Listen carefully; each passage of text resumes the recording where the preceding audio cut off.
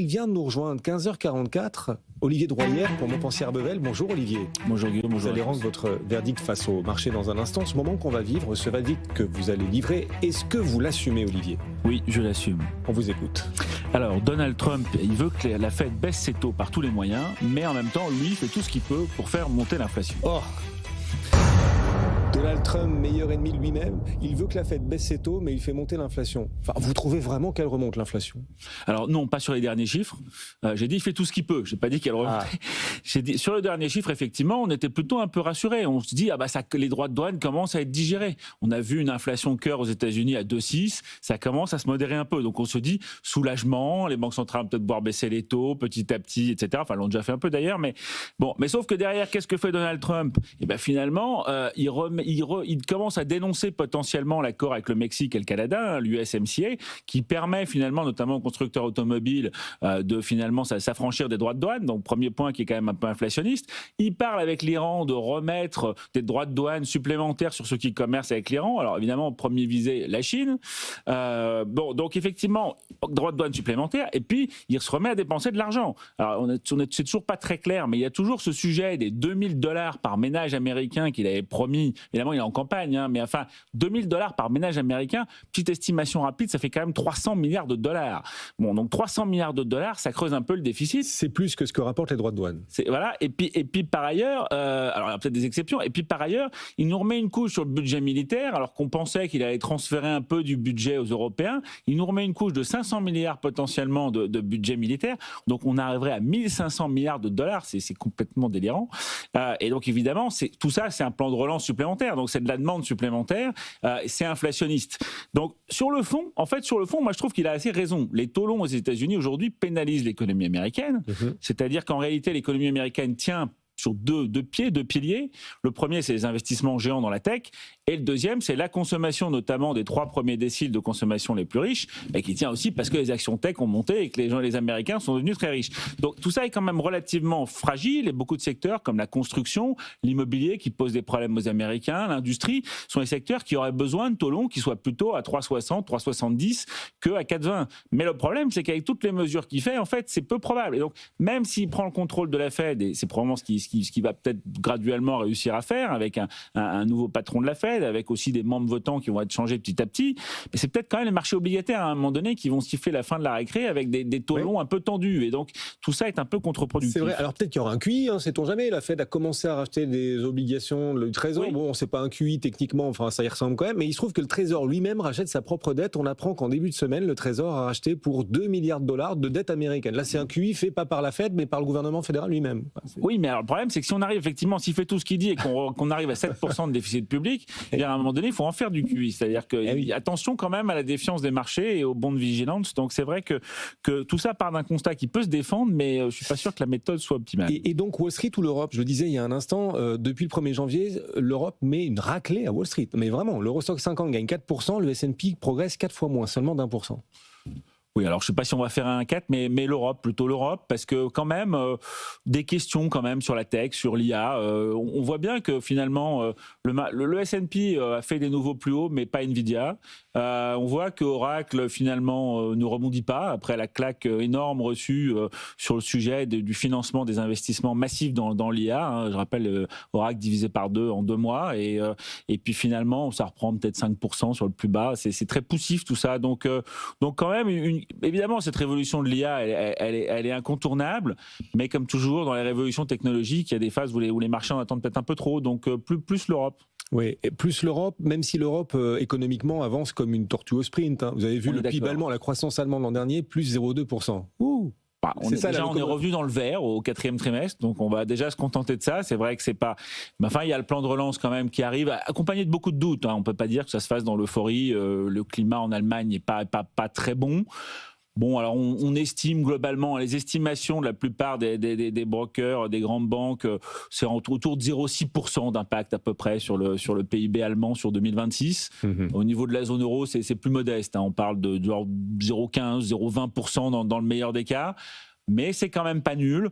On a quand même une désinflation en Europe qui n'est pas forcément le cas partout ailleurs, c'est vrai. qui redonne un petit peu de pouvoir d'achat aux consommateurs. Donc c'est clair que ça ne se fait pas dans l'euphorie, mais plutôt l'Europe quand même. Pour ceux qui hésitent entre l'Europe et Wall Street, ils peuvent atterrir entre les deux au Royaume-Uni. Est-ce que le marché britannique offre une opportunité cette année? C'est l'avis des experts de Société Générale. Eux misent vraiment sur le marché britannique. Ils nous expliquent, les experts de Société Générale, que 1. Le Royaume-Uni offre une prime de stabilité par rapport à la France désormais. Prime de stabilité politique par rapport à la France. 2. Des rachats d'actions massifs au Royaume-Uni. 3. La Bourse de Londres est très bien positionnée sur le secteur minier et sur le secteur bancaire. 2 secteurs amenés à bien progresser cette année. Est-ce que Londres est parmi vos favoris? Pas vraiment. Le seul argument que j'achèterais vraiment, c'est le troisième. Parce qu'effectivement, là, le mix des indices, là, c'est pas tellement un problème de géographie, c'est des sociétés internationales, mais c'est sûr que c'est des secteurs qui sont plutôt portés en ce moment. Et là, la Bourse de Londres en a beaucoup et de qualité.